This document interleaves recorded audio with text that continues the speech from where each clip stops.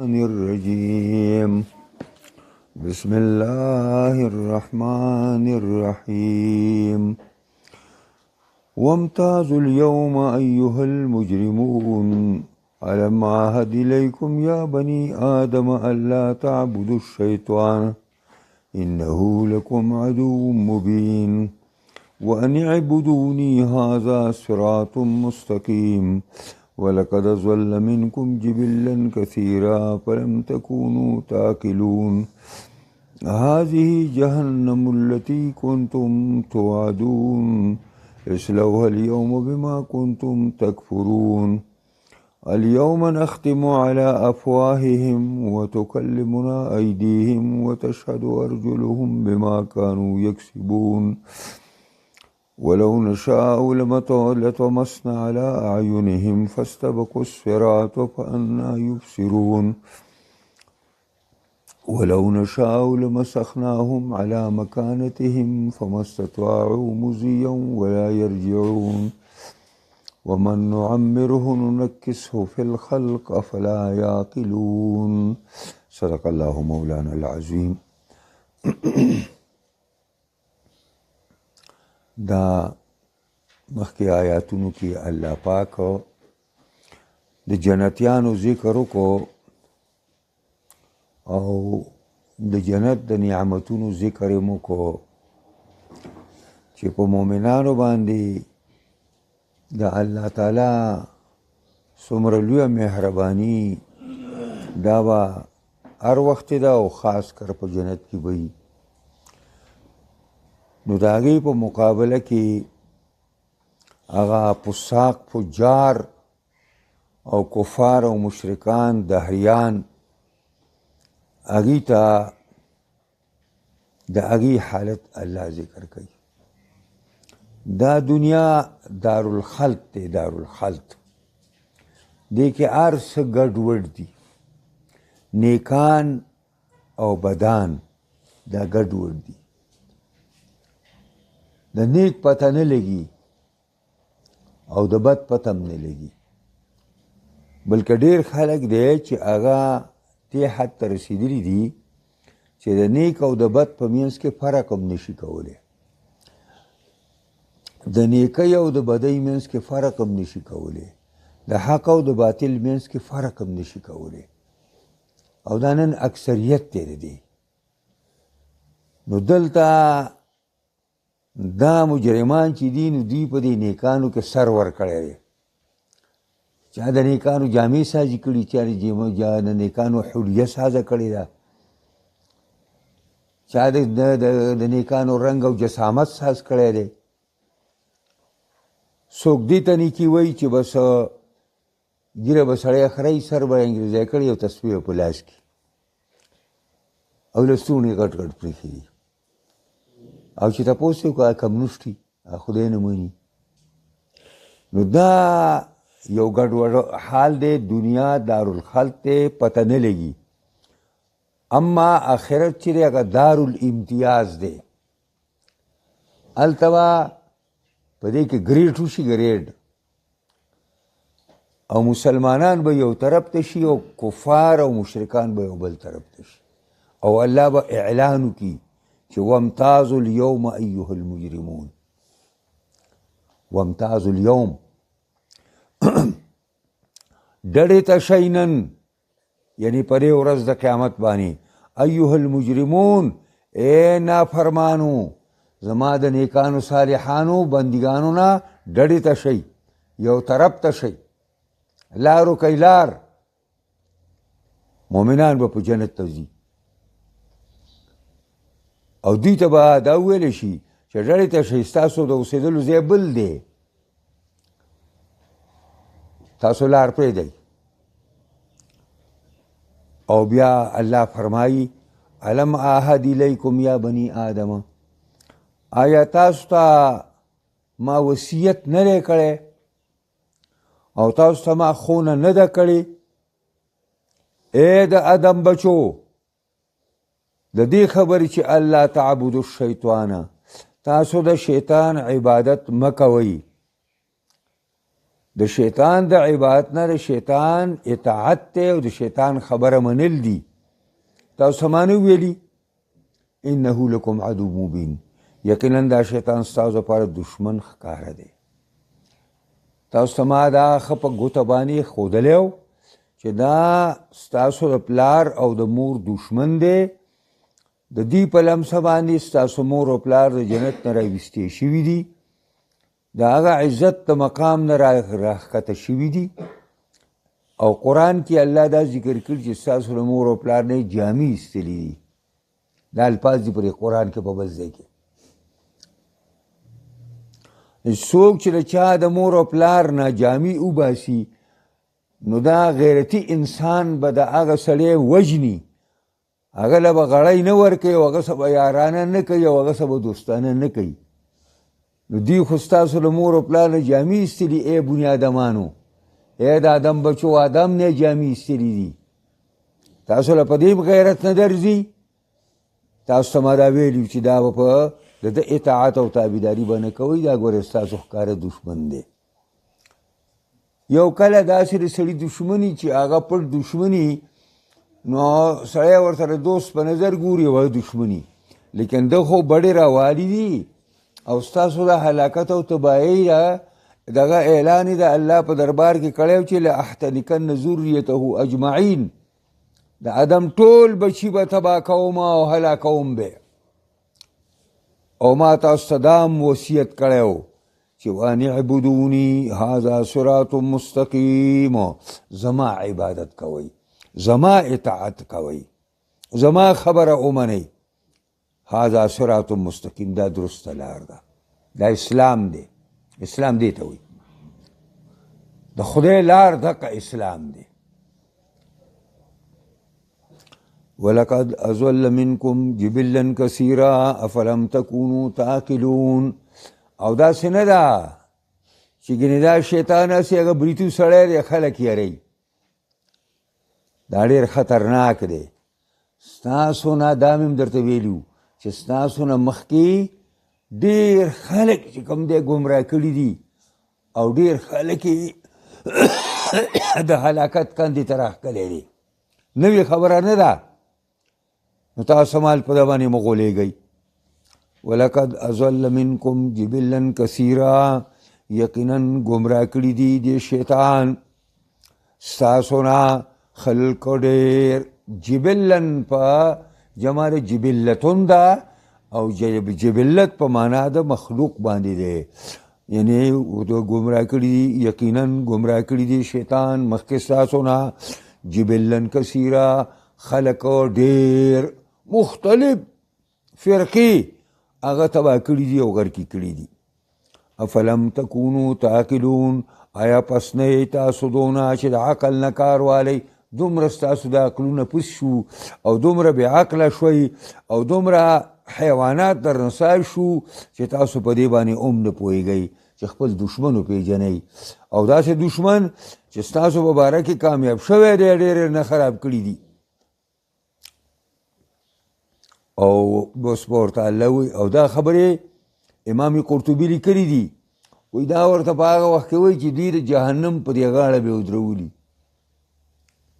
جهنم خو کوی دی که نه، دا د جوور کوی په شکل باندې د دې دې غاړې ته به راوستي او دې باندې به ودرولي، ورټېله کوي به. نو په دې وخت کې د توبیخ لپاره او زورن لپاره ورته دا خبرې کوي او ورته وایي هذه جهنم التي کنتم توعدون، دا هغه جهنم دی چې تاسو سره وعده کېدی شوه په تقدیر د کفر او د نافرمانۍ باندې. تاسو سره دا وعده شوې وه تاسو له به دا جهنم در کوم، خو کفر کوئ او زما خبره او زما د پیغمبرانو خبره نه منئ. اوس داسې وکئ چې ستاسو لار بله نشته، ستاسو مقام دا دی اصلاحوها الیوم، دننه شئ دې جهنم ته نن ورځې ورځئ پې. بما کنتم تکفرون، په سبب د هغې باندې چې تاسو نافرماني او کفر کوو. دا ستاسو د کفر وجه ده، ستاسو د انکار وجه ده چې تاسو به نن جهنم ته ورننوځئ. دا روایت د حدیث کې راځي چې انسان به وایي چې الله تاسو په منګه باندې چېرته ظلم نه دی کړی، تاسو ظلم نه کوئ، نو زما دا مطالبه ده چې زه رضا نه بار ګواه نه منم. که په ما پرشتي ګواهي کوي یا پیغمبران ګواهي کوي یا نیکان صالحان کوي، دا زه نه منم. زه هغه ګواهي منم چې زما د طرفه. نو الله رب العزت فرمایي په دې خولې باندې وله مونږ مهر ولګو او د لاسونو خپې بلکې د بدن تمام اندامونه دا به په یو کړپ کې چې کومه دی بس بیانو کې هر یو اندام بوی په ما دا کار کړی دی، بس خبره به خلاصه شي. اوس چې کله دا اندامونه د انسان شروع شي او الله ته هغه د دنیا هغه ریکارډ او د دنیا هغه کارکردګۍ هغه انجام هغه د الله مخې تږدي، نو دوی به د لاسونو خپو او د بدن د اجزاو ته لګیا شي او ورته به وایي چې موږ خو ستاسو لپاره دا جګړې کولې. دې خېټې ته به وایي ما خو ستا د ډکولو دپاره حرام خوري کوله، ما خو ستا د ډکولو دپاره چې کوم دی سودونه کول، ستا د ډکولو دپاره ما چې کوم دی هیرون چې کوم دی خرڅول، ما دا کول ما دا کول ما دا کول، تاسو زما خلاف دا کوئ. نو هغوی به ورته وایي چې انطقنا الله الذي انطق کل شی، منګه ګویا کړي هغه الله چې هر شی ګویا کړی دی. ما ورته دې نه خبر زما دا لاس به ما ګویي کوي، دا خپه به زما ګویي کوي، دا سترګې به زما ګویي کوي چې ما په دې غلط قتل کړي، دا زما دا خوله به په ما باندې ګویي کوي چې په دې باندې ما غلطې خبرې کړي، او دغسې د بدن هر اندام دا په ما باندې ګویي کوي. دا داسې چپ او غلی ګواهان دي او زما او ستا په دې بدن کې ولاړ دي چې موږ ته پټېدی هم نه شو. موږ ډېر د غفلت زندګي نن انسان تېروي په دنیا کې، د دې نه موږ خبر نه یو. الیوم نختم علی افواههم، پس نن یعنی په ورځ د قیامت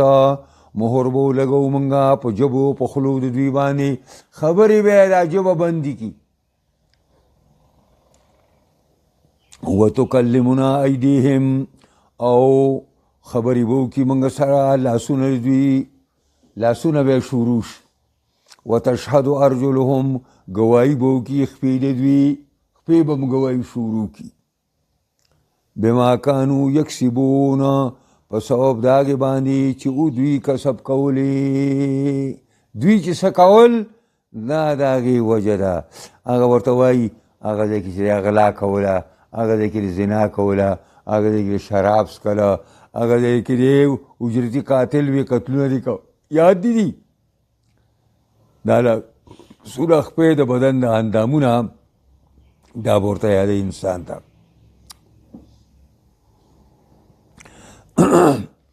اوس دا چې مهر الله تعالی ولګوي نو بیا څنګه انسان دې لاسونو خپو ته وایي چې لما شهدتم علینا، تاسو ولې په موږ باندې ګویي کوئ، موږ خو ستاسو نه جنګېدلو، ستاسو لپاره مو منډې والې. نو دا دې مفسرینو لیکلي دي الله رب العزت به چې دا دغه وشي، دا ګویي وشي، نو الله به دې ژبې ازادې کړي. چې ژبه ول ازاده کړي نو ورته دی به د خپلو لاسونو خپو ته به وایي چې تاسو ولې به موږ خلاف ګویي کوئ، موږ خو ټول هر څه ستاسو لپاره کول. نو هغوی به ورته دا جواب ورکړي چې موږ هغه الله ګویا کړي وو چې کوم الله هر شی ګویا کړی دی او د خبرو طاقت یې ورکړی، هغه رب موږ له چې کوم دی طاقت راکړی دی. ولو نشاء لطمسنا على اعینهم فاستبقوا الصراط فأنا يبصرون. ولو نشاء که زمون خوښه شوی وی لو د فرض دپاره راځي لو نشاء که چرې زمونږه خوښه شوی وی الله وی لطمسنا علی اعینهم موږ به طمس او هلاکت راوستلی په سترګو دوی باندې ړانده کړي به مو موږ که موږ وغواړو نو دا کفار به ټول په سترګو باندې ړانده کړو نو فاستبقوا الصراط دوی به لارې ته وړاندې شي ورمنډه به کي فانا یبصرون څنګه به لاریني چې موږ یې سترګې ختمې کړو دا د فرض خبره ده یعنی الله وی دا کار موږ نه کوو خو که زه کومه نو زه کولی شم که سترګې د دې مخلوق نه علمه او د دې اغیارو نه سترګې علمه نو زما د طاقت لاندې دي خو دا کار زه نه کومه الله موږ ته دا معنا ښیي دا زموږ د طاقت لاندې ده خو موږ لاندې کړي ځکه چې الله کافران داسې نه لاندې کړي چې په سترګو لاندې کړي او ختم یې کړي ولو نشاء لمسخناهم على مكانتهم او که زمونږه خوښه شوی وی نو ګرځو مسخه کړي به وو مونږه دوی لره مسخه کړي به وو مونږه دوی لره یعنی معنا دا ده دا صورت به مونږه یو بل صورت ته تبدیل کړی وی على مكانتهم په دغه ځایونو خپلو کې ګټې به امتصاصي کړی وی ګټې به وی ګټې وما استطاعوا مضيئا پس طاقت به نه لرلې د تللو ولا يرجعون او نه د واپس کېدلو بیا به یوم نه وی په ځای به مې چې ګټې به سازي کوم خو دا کار زه نه کومه ځکه چې په دې دنیا کې ما انسان له دا جزي اختیار ورکړی دی چې دی د سمه لار خپلوي او که په غلطه لار باندې ځي دا جزي اراده الله تعالی هر انسان له ورکړې ده او نیولم په دغه جزي ارادې باندې الله کوي ومن نعمره ننکسه فی الخلق ومن نعمره هغه څوک چې ورکو موږ هغه ته عمر دراز ډېر عمر وله ورکو ننکسه فی الخلق نو الټه کو موږ د لره په پیدایش کې څنګه چې دی ماشومي او دا اندامونه ضعیف او کمزوري داسې یو زمانې ته دی موږ ورسو دقسې دا اندامونه کمزوري شي او ضعیف شي سترګې ضعیفې شي غوږونه ضعیف شي او ژبې ضعیفه شي او په هر لحاظ سره دی ضعیف او کمزوری شي افلا یعقلون دون هم دا عقل نه کار نه لري کم رب چې یو ماشوم پیدا کړي د مور نه او هغه کمزوری او د مور او پلار ولا خادمان ګرځولي او هغه د خدمت کوي او دی بیا یترعرع او داسې زلمی شي او ځوان شي او ځوانۍ ته ورسي او بیا هر اندام د ده کلک او مضبوط شي او بیا الله وی زه دوباره دا انسان چې عمر دراز ورکم نو دغه ضعف او کمزوري چې د وړوکوالي په وخت کې وه په ده باندې بیا راولم نو چې کم زه دا قسم ادوار په انسان راوستی شم نو زه بیا دا انسان دوباره د خاورې نه ولې نشم پیدا کولی دا زما طاقت نه بار ده څه افلا یعقلون دومره هم دا زناور چې دي دا د عقل نه کار نه دي ځکه چې قرآن د دې په باره کې وایي اولئک کالانعام بل هم اضل سبیل دا کفار او بیدینه فساق پجار د دې مثال د ډنګرو دی څاروي دي څاروي او بیا وایي بلکې د هغې نه هم بتر دي لکه څاروی بیا هم خپل محسن پیژني چې په کور کې کوم بني آدم مال ته واښه ورچوي مال اوبه کوي او د مال دیکبال کوي هغه انسان چې کور ته رادننه شي ټول مال ورته پاسي او لکۍ ورته ترنګوي او دا بې پیدې چې دا به وځي او ننوځي هغه میخ او سنډه او غویې او غوا خو خدای که نو که کام پې پروا کوي یا بې پیدې خو چې د هغې څوک خدمت کوي نو ځکه قرآن ویلي چې دا کافران دي که نه دا کافرانو دا ټرمپ ډله دا چې دي نو دا د میخو د ګړو نم چې کوم دی بدتر دي دوی خپل محسن ونه پیژنده خپل محسن نه پیژني چې هغه الله رب العزت دی دا دی آیاتونو ترجمه او تشریح وه دې کې یو څو خبرو ته اشاره راله یو خو دې صورت موضوع چې ده نو هغه آخرت دی نو وتقریر المعاد و بیان مواقفه یو په دې کې دا بیان راغی چې الله به قیامت دوباره قایموي او الله رب العزت به سزا او جزا ورکوي الله به د عدل فیصلې کوي و بیان مواقفه او بیان د هغه مواقف دی چې په قیامت کې باقاعده پاټکونه دي دا چې قرآن کې راځي چې 1000 سال او په بل ځای کې راځي چې 50,000 کاله به قیامت ورځي دا یو دا قرآن دی په دې قرآن کې یو ځای راځي چې قیامت به زر کاله ورځ وي او بل ځای کې راځي 50,000 کاله وي نو د هغې جواب دا دی چې دا د قیامت ورځ 50 پاټکونه دي بیا کې 50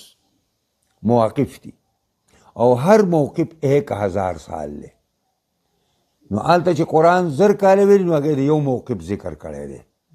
او چې په کوم ځای کې 50 ویلي دي نو هلته د ټول ذکر کوي تاکید عداوت الشیطان للانسان دویمه خبره په دې آیاتونو کې دا وشوه او دا خبره الله ډېره کلکه وکړه چې شیطان د انسان دشمن دی خو د انسان ګورې دا خلکو د انسانیت د دایرې نه هم وتي دي دا کوم چې د شیطان پیروکار دي دا د انسانیت د دایرې نه هم بار شوي دي انسانیت هم پکې ختم شوی دی او نمبر 3 عز الانسان یوم القیامه د قیامت په ورځ به انسان څومره کمزوري عن کتمان شیء من سیء اعماله و فاسدها دی به خپل یو ناکار عمل نشي پټولی یو ناکار عمل یو دا به پټولی نشي او څلورم دا چې التحذير من عقوبة الله في الدنيا بالمسخ ونحوه یره ورکوي الله چې د الله د عذاب نه ویریږئ په دنیا کې هسې نه چې دا رنګونه دله بدل کی دا مخونه دله بدل کی دا شکلونه دله بدل کی الله رب العزت ډېر قومونو نه شادوګان ساز کړي دي ډېر قومونو نه خنزیران ساز کړي دي دا خو نبی اکرم دعا کړې ده چې خدای زما امت چې دی دې باندې استیصالي عذاب مه راولي او زما د قوم باندې د دې د شکلونه مه بدلې که نه وي که ته به بیا ډېره غلطه وې ډېر شادوګان بیزوګان به دې لیدلی دی دا به په 100 روپۍ به بیا روان وي او دا د هغې هغه دعا ده مظاهر قدرت الله في رد الانسان بعد القوة الى حالة الضعف الاولى